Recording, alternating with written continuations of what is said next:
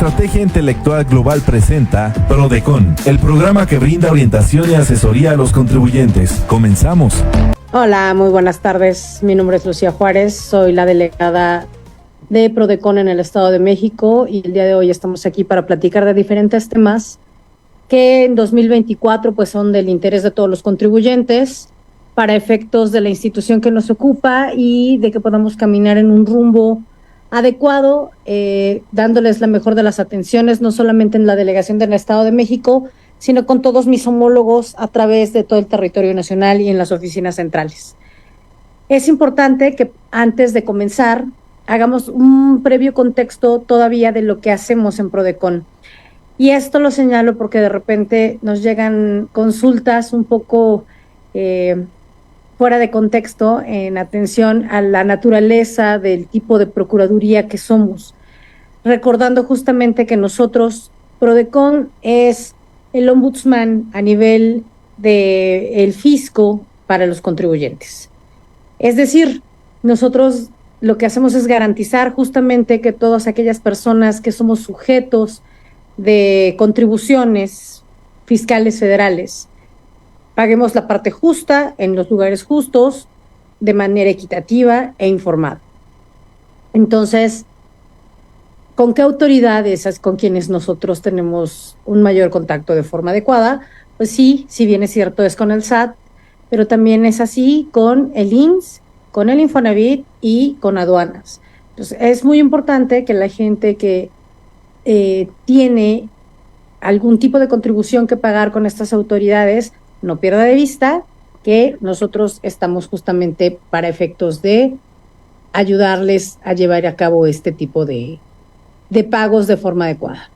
Ahora bien, es importante también que les comentemos que a partir del 1 de enero de este año estaremos dando pauta a una modernización justamente muy innovadora respecto del tema de lo que aduce a los TICs, ¿no? ¿Esto qué significa? Las tecnologías de la información para el acceso a los contribuyentes. ¿Y esto qué quiere decir? Una de las principales herramientas que nosotros ofrecemos a los contribuyentes para que puedan tener métodos que hagan que sus conflictos con la autoridad fiscal sean mucho más eficientes en cuanto a sus resoluciones y no tengan temas de procuración de justicia en cuanto a que se tarden mucho tiempo en resolverse, es el famoso acuerdo conclusivo. Y este acuerdo conclusivo, que ustedes muy bien saben, dentro de la ley fiscal, ampara que solamente tenga un año para poderse resolver. En esta nueva aventura que nosotros como Procuraduría estamos emprendiendo, implica que los sistemas de tecnologías de la información a través del sistema de apertura de acuerdos conclusivos ya pueda recibirse el acuerdo conclusivo hasta las 11:59 de la noche, como lo hace cualquier otro tribunal. Es decir, a partir de las 9 de la mañana y hasta las 11:59 de cada día se va a poder recibir este acuerdo conclusivo para que cualquier contribuyente pueda tener acceso a la plataforma. Y no así esté corriendo justamente en la fecha del término. Ya saben que a partir de que les llega la resolución solamente tienen 20 días para poder interponer el acuerdo conclusivo. Y de repente, pues entre que el contribuyente sabe de lo que se trata el requerimiento de la autoridad y consulta con algún experto, con algún abogado, con algún contador, qué es lo que necesita hacer para resolver su situación, pues van corriendo los días y de repente el término nos va comiendo. Y aquí la idea justamente es que este sistema pueda apoyarles en que hasta el último minuto se aproveche justamente el término para poder presentar esta herramienta que es tan necesaria. Esta es parte justamente de los beneficios que se van a llevar a cabo este año y les ponemos a su consideración. Bueno, volviendo justamente al tema de qué es lo que hace Prodecon, recordemos justamente que Prodecon, en esta defensa de los derechos humanos del contribuyente y de esta apertura tecnológica que tenemos para todos los contribuyentes, lo que estamos llevando a cabo es ese acercamiento con todos los gobernados. ¿Cómo lo hacemos? No solamente a través de las tecnologías de la información y a través de los famosos acuerdos conclusivos, sino también de la interposición de las quejas y de la representación legal. Recordemos que esto cómo se hace y a través de qué formas o de qué plataformas. Pues sí se hace a través de las plataformas de Internet, pero también podemos tener acceso de forma directa a través de las oficinas de todas las delegaciones, como es el caso de la Delegación Estado de México, que estamos en Toluca, pero también les quiero compartir de forma muy orgullosa, es que a partir de finales de enero estaremos dando atención ya de forma permanente en el módulo de Tlalnepantla, que hasta hace algunos años solamente teníamos atención los días lunes o los días jueves, solamente de las 9 a las 3 de la tarde, ahora ya lo vamos a tener de forma permanente, de las 9 a las 6 de la tarde, todos los días de lunes a viernes. Y justamente porque atendemos justamente a las necesidades de los mexiquenses y de los mexicanos en general.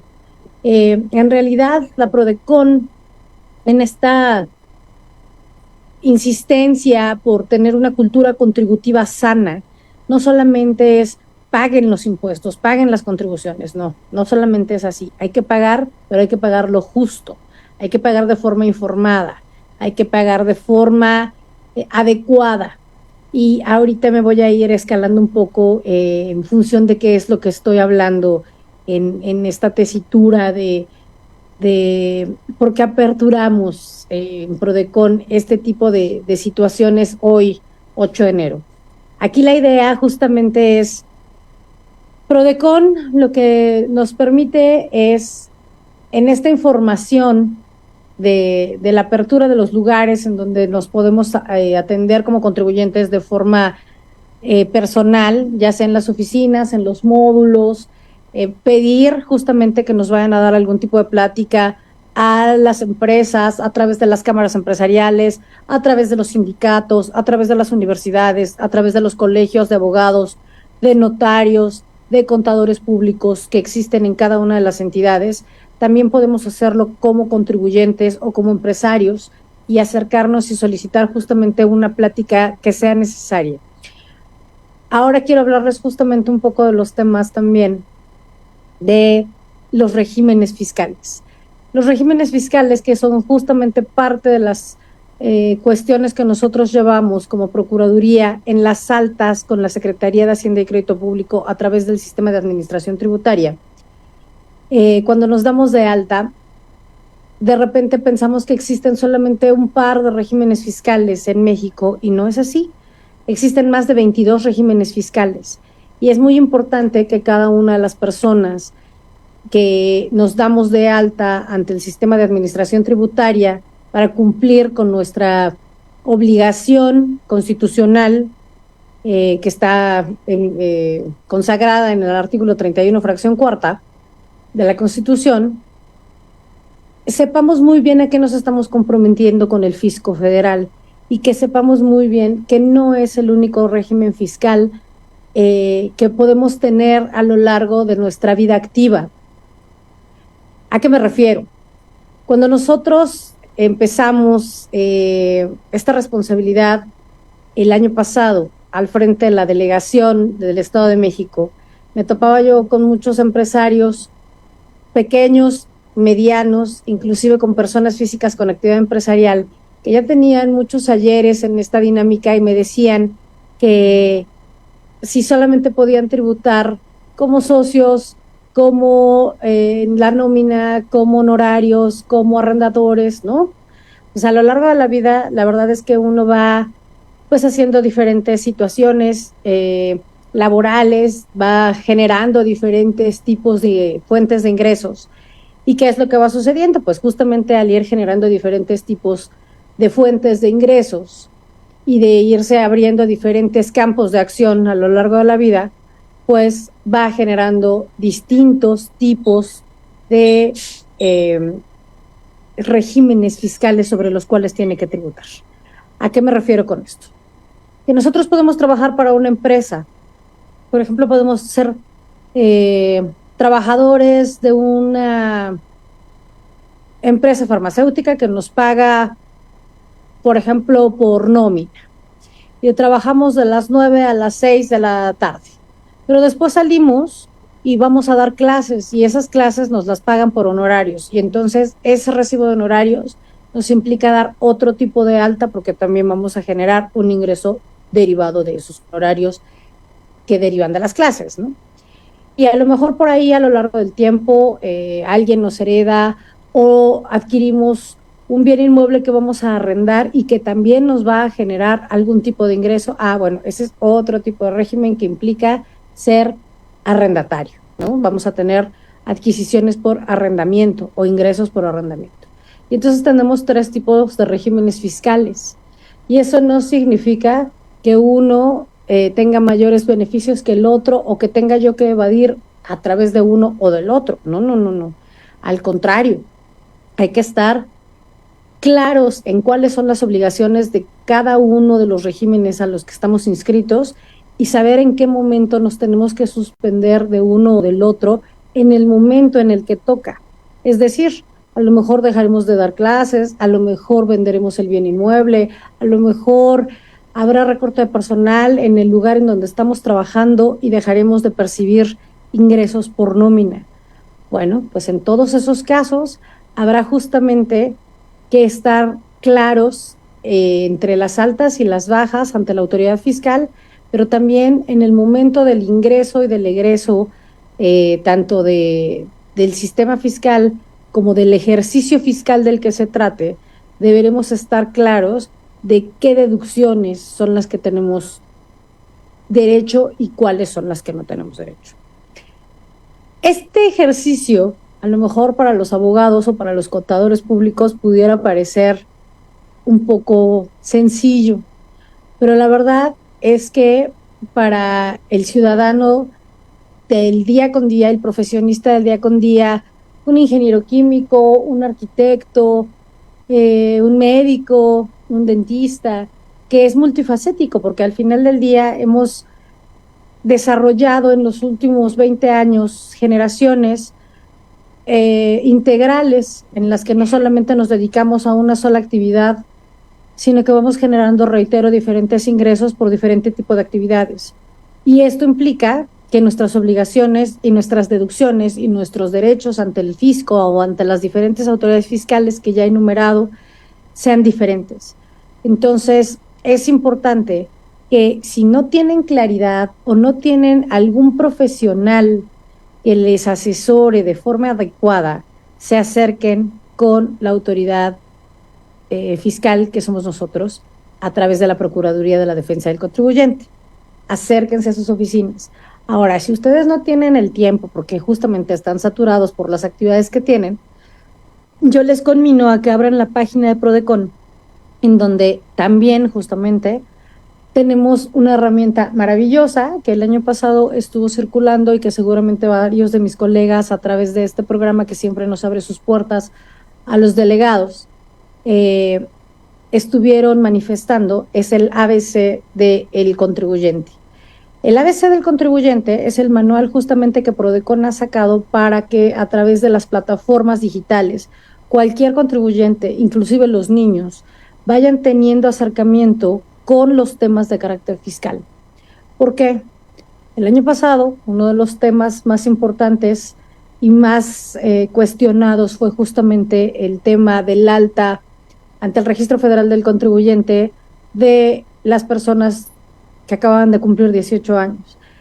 Yo di varias entrevistas en diferentes medios de mi estado, en donde platicábamos justamente de por qué la necesidad y por qué la obligación de que a partir de los 18 años la gente se empezara a dar de alta con RFC si no estaba a lo mejor percibiendo ningún tipo de sueldo o salario u honorario. Y era justamente por cuestiones de carácter de seguridad. Estamos hoy viendo y viviendo un tema completamente digital, así como hemos ido pasando a lo largo de las décadas por los sistemas de facturación, por los sistemas de digitalización. Bueno, ahora estamos ante la cobertura y ante situaciones problemáticas como el robo de identidad. Y ese robo de identidad implica que haya cuestiones de CURP, que haya duplicidad de RFC, inclusive cuestiones de homoclaves. Y las homoclaves justamente nos sirven justamente para darle identidad a la gente.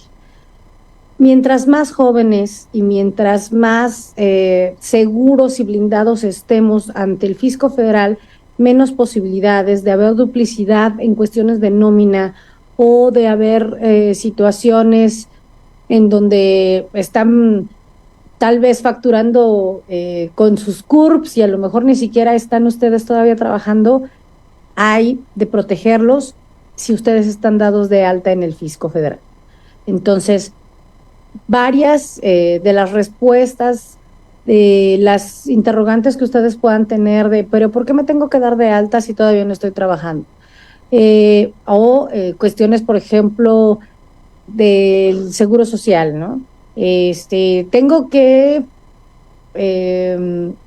declarar si soy jubilado, pues claro que hay que declarar si está usted jubilado, todavía están haciendo ingresos, ¿no? O cuáles son los beneficios de deducciones que tengo.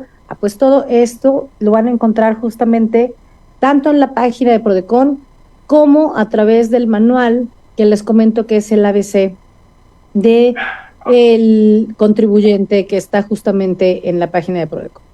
Ahora bien, no sé si hasta ahí tengan alguna duda. Me gustaría platicarles de dos temas centrales que justamente he hecho un resumen un poco de lo que estamos haciendo tanto en la Procuraduría como a nivel gobierno federal para blindar al contribuyente, de lo que se caminó en 2023 y de lo que se pretende hacer en 2024 a partir de las plataformas y de la cercanía que pretendemos tener con el contribuyente, no solamente de forma física, sino también de forma digital y de forma personal.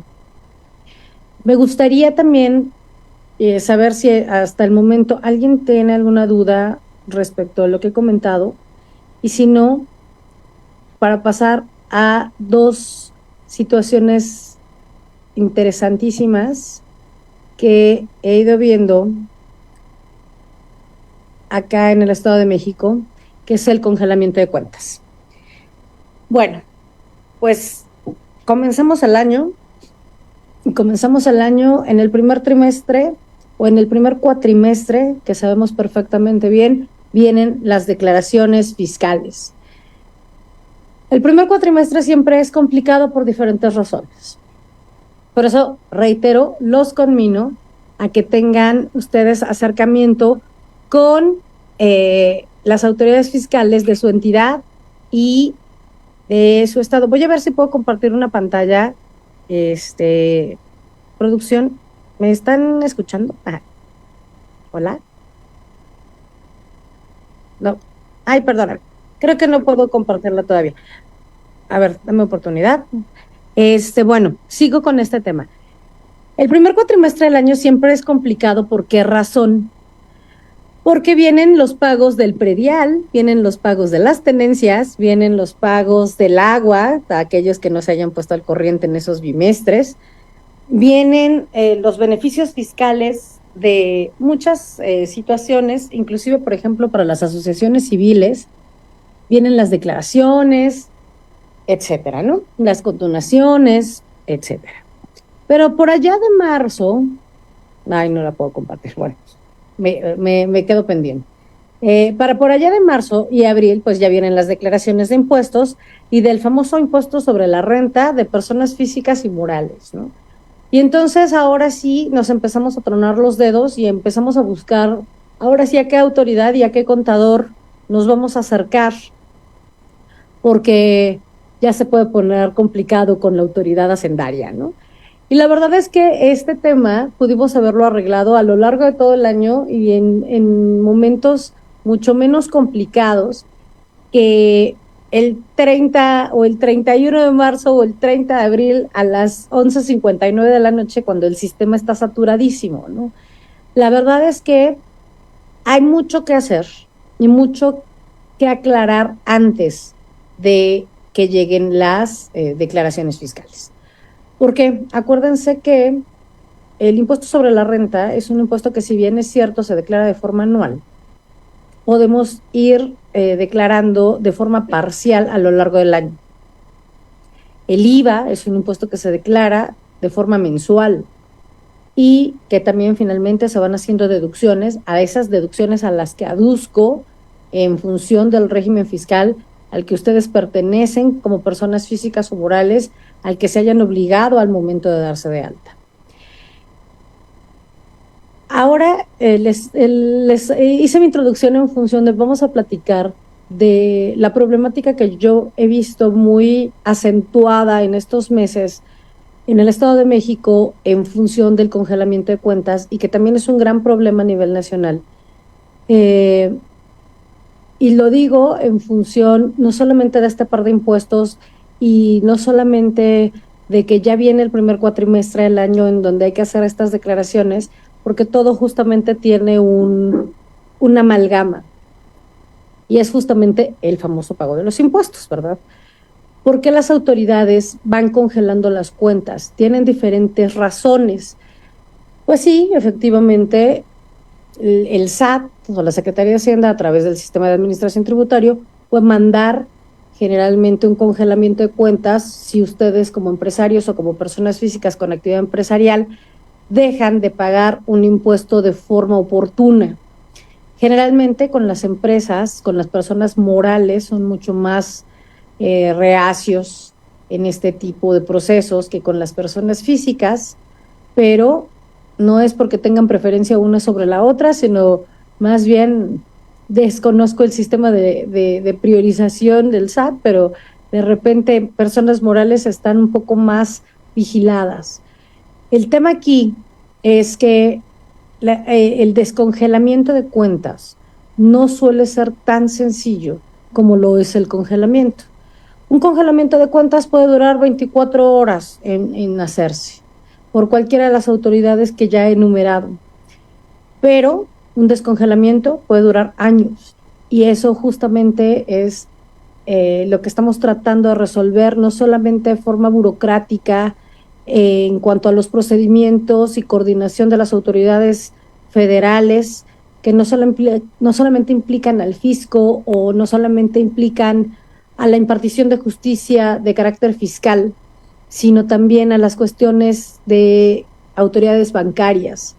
Y por esto me refiero a la Comisión Nacional Bancaria y de Valores, a la CONDUCEF y también un poco a la Asociación Nacional de Bancos de México, con quienes hemos tenido acercamientos. ¿Por qué? Porque los abogados y los contadores no me dejarán mentir. En cuanto al tema mercantil que implica los usos bancarios.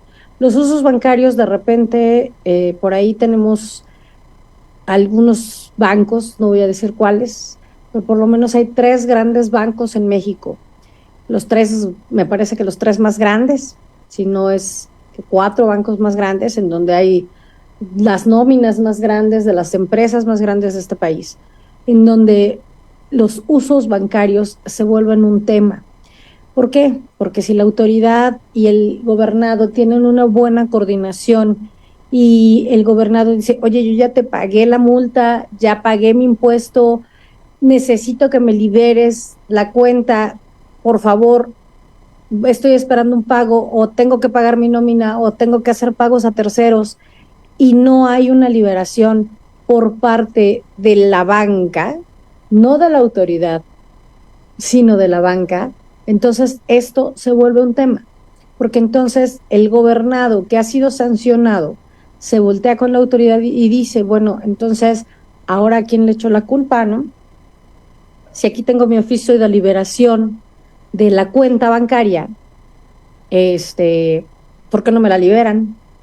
Si esto salió hace una semana, ¿por qué todavía mi cuenta está congelada? Y de verdad que no es un tema ya de la autoridad. Hay muchísimos empresarios que seguramente, y espero de todo corazón a través de este medio y de todos los medios de comunicación a través de los cuales podamos tener acercamiento durante estos meses, se acerquen con nosotros, sobre todo aquellos que tienen cuentas congeladas por cuestiones del Instituto Mexicano del Seguro Social.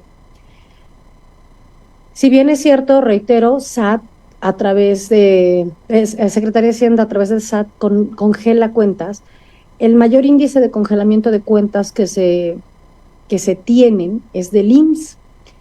Y esto es porque justamente el IMSS es una autoridad fiscal súper ruda con los temas de los pagos de los impuestos o de las contribuciones que se deben de generar por cuestiones de seguridad social. Entonces, que también se pagan los días 17. Entonces, este tipo de congelamientos que el IMSS procesalmente a lo mejor se puede tardar un poquito más que el SAT. Y cuando me refiero a un poquito más, me estoy tardando una semana más. No es muchísimo tiempo. Sí hay una afectación visible a los empresarios. ¿Por qué hay una afectación visible a los empresarios? Porque ustedes saben que los procedimientos para las dadas de alta ante los grandes adquirentes o entre empresarios o las ventas hacia el gobierno no son procesos tan sencillos para poderse dar de alta. Entonces no es tan fácil cambiar las cuentas a través de las cuales se recepcionan los pagos. Y justamente si hay un congelamiento de cuenta y hay un retraso en esa liberación de las cuentas, pues al momento en el que viene un pago, pues sí, la cuenta puede recibir pagos, pero no se puede disponer de ese pago. Y además hay otra tragedia adicional a esta situación del congelamiento de las cuentas que estamos tratando de combatir. ¿Cuál es? Que si bien es cierto, la autoridad a lo mejor dice, a ver, Patito S.A., tú me debes 200,000 pesos y en la cuenta Patito S.A. tiene 2 millones, la autoridad manda el oficio a la banca y a la Comisión Nacional Bancaria porque se congelen los 200,000 pesos. Pero, ¿qué es lo que hace la banca? Congela los 2 millones de pesos que tiene Patito. Y entonces no hay posibilidad de que la empresa pueda disponer del resto del capital que tiene. Entonces se vuelve un tema súper tortuoso. Es muy importante, muy importante, que este tipo de temas y este tipo de procesos los manejen los empresarios, las cámaras empresariales, y reitero, los contadores, los abogados que asesoran a las empresas. ¿Por qué? Porque si no, se vuelve un cuento terrible de nunca acabar para el empresario, porque tiene que abrir cuentas nuevas, tiene que esperar que los pagos le caigan, tiene que hacer refacturaciones. Es una pesadilla por a lo mejor no haber pagado de verdad 20,000 pesos de una situación con el IMSS o con el Infonavit que pudo haber sido muy sencilla y se vuelve caótica. Entonces, reitero, este tipo de temas también los estamos viendo en Prodecon. Este tipo de convenios se están manejando ya al más alto nivel en Prodecon, en las delegaciones y desde las oficinas centrales. Entonces, sí es muy importante que si ustedes como empresarios o como personas físicas tienen algún tipo de congelamiento derivado del SAT, del IMSS, del Infonavit o de aduanas, de algún procedimiento de aduanas porque tienen algún tipo de importación y alguna multa se está haciendo un dolor o una bola de nieve, se acercan con nosotros como autoridad. Ahora, y no quiero que parezca que salto a mis temas iniciales, pero sí es importante que, reitero, volvamos al ABC famoso que tanto les aduzco en la página y a cuáles son las capacidades que nosotros tenemos como Procuraduría. Es porque tenemos topes para hacer las asesorías. Si bien es cierto, nosotros vamos a asesorar a cualquier contribuyente que se acerque, pequeño o gran contribuyente que se acerque. Para poder llevar a cabo los litigios tenemos topes. Entonces, no es que se me acerque un gran contribuyente y yo no lo vaya a asesorar. Claro que sí. El tema es que recuerden que nosotros damos no la preferencia, pero sí el protector principal es para aquellas personas que no tienen recursos suficientes para hacer frente justamente a ese tipo de asesorías que finalmente cuestan, porque deben de estar realizadas por un profesional, un abogado, fiscalista, un contador, y este tope se va manejando cada año de forma distinta. Entonces yo los conmino a que estén atentos a la página de internet para que en cuanto sea tasado el tope de 2004, de 2024, perdón, me estoy yendo 20 años antes, de 2024, estemos atentos para saber hasta qué montos Prodecon puede llevar la defensa tanto de personas físicas como de personas morales ante el tribunal.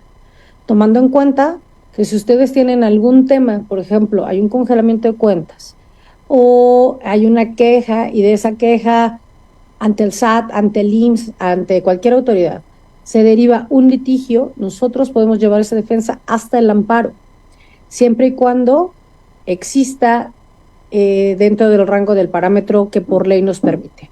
Entonces, hasta ahí es el tema del congelamiento de cuentas, que reitero, estamos atentos por si alguien quisiera alguna asesoría, no solamente de carácter personal.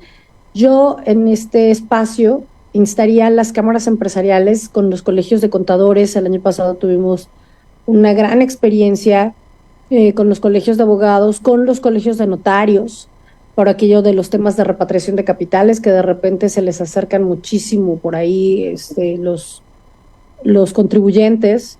Es importante que sepan que a través de Prodecon pueden asesorarse no solamente de forma gratuita, sino de forma profesional y segura, que al final del día nosotros vamos a velar justamente porque no solamente su derecho sea respetado, sino que su patrimonio sea cuidado y velado. Eso es lo más importante. Ahora, en los últimos minutitos que me restan, para mí es muy importante que en este 2024, que además es año electoral, y habiendo hecho un breve paso de qué es lo que hace Prodecon, ante qué autoridades, en qué tiempos es cuando podemos estar más saturados, pero que finalmente no son los únicos tiempos en los que estamos atentos al contribuyente, que además no es el único momento en el que puede declarar el contribuyente. ¿Cuáles son los temas en boga que están, el RFC, el congelamiento de cuentas, etcétera? Bueno, pues justamente hablando de los temas en boga, no puedo pasar por alto que este es un año electoral. Y no lo quiero pasar por alto porque en esa euforia, de repente, empresarios, tanto personas físicas como personas morales, evidentemente formados por personas físicas, ¿verdad?, pero con regímenes fiscales distintos, de repente se me emocionan y empiezan a donarle a las campañas de la naturaleza que sea. Más en este año, que históricamente va a ser un año con tantísima participación política, en alusión a la gran cantidad de puestos de elección popular que hay que elegir. Más de 20,000 puestos de elección popular a los que se van a aducir en estas fechas próximas, en el primer semestre del año. Pero reitero, los conmino a que tomen su hojita del Registro Federal de Contribuyentes y vean cuáles son sus derechos y obligaciones. Y dentro de esos derechos, vean que hay cuestiones que no pueden hacer o que son de carácter ilegal y que pueden traerles no solamente problemas a ustedes de carácter fiscal e inclusive de carácter penal o de carácter electoral o administrativo, sino también a aquellas personas que sean de su preferencia electoral. Esto es muy importante, ¿por qué? Porque de repente los partidos políticos, a través de sus plataformas o a través de sus redes o a través de los propios candidatos que de repente tampoco están como muy bien informados en cuanto a las cuestiones de carácter fiscal o a las cuestiones incluso de carácter electoral en materia de fiscalización, se preparan, no pueden recibir donativos o aportaciones de personas morales o no pueden recibir o donativos o aportaciones ni de carácter en materia líquida, o sea, dinero, no pueden recibir cash, ni pueden recibir aportaciones en cuestiones de donativos en lo material, por ejemplo, que les vayan a donar, no sé, lonas, les vayan a donar espectaculares, les vayan a donar algún tipo de situaciones así. ¿Por qué? Porque no solamente los avientan a situaciones de carácter electoral que son sancionables y que pueden quitarles las candidaturas. Por ahí tenemos varias historias trágicas en las elecciones anteriores, justamente porque no estuvieron bien informados, pero también esto tiene sanciones de carácter fiscal. Entonces, es importante que sepan que las personas físicas y morales de carácter empresarial no pueden donar de forma directa a las campañas. Entonces, para que existen varias aristas para que esta situación pueda ser viable. Si ustedes están interesados en hacer algún tipo de donación o aportación, que son figuras distintas para alguno de sus candidatos de su preferencia, desde un regidor, presidente municipal, gobernador, presidencia de la República, a quien ustedes gusten, es importante que se informen, no solamente a través de la autoridad electoral, sino también a través de la autoridad fiscal, para que justamente no haya cuestiones de carácter posterior que, viniendo de un acto desprendido o de un acto desinteresado, les pueda acarrear situaciones posteriores que tengan consecuencias malas cuando era un acto desinteresado, sobre todo si son ciudadanos de a pie. Entonces, no sé si hasta ahí hay alguna duda, Kevin.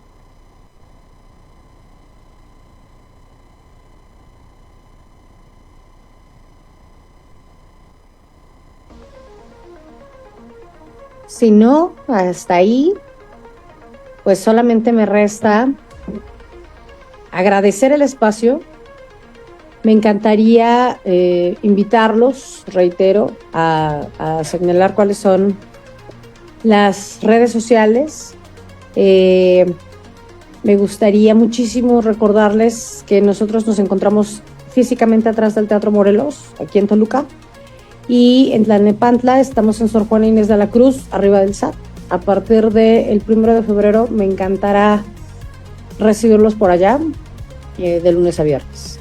Y bueno, si tienen alguna invitación a la que nosotros podamos asistir para poder platicar y tener alguna cuestión en los temas del Seguro Social, en los temas del Infonavit, en los temas del SAT, o que podamos hacer cuestiones de carácter conjunto como autoridades o como cámaras empresariales, como con la gente de Coparmex o con la gente de los colegios de notarios o con la gente de los colegios de contadores públicos, etcétera. Estamos en la mayor disposición y que tengan un excelente inicio de 2024. Muchísimas gracias.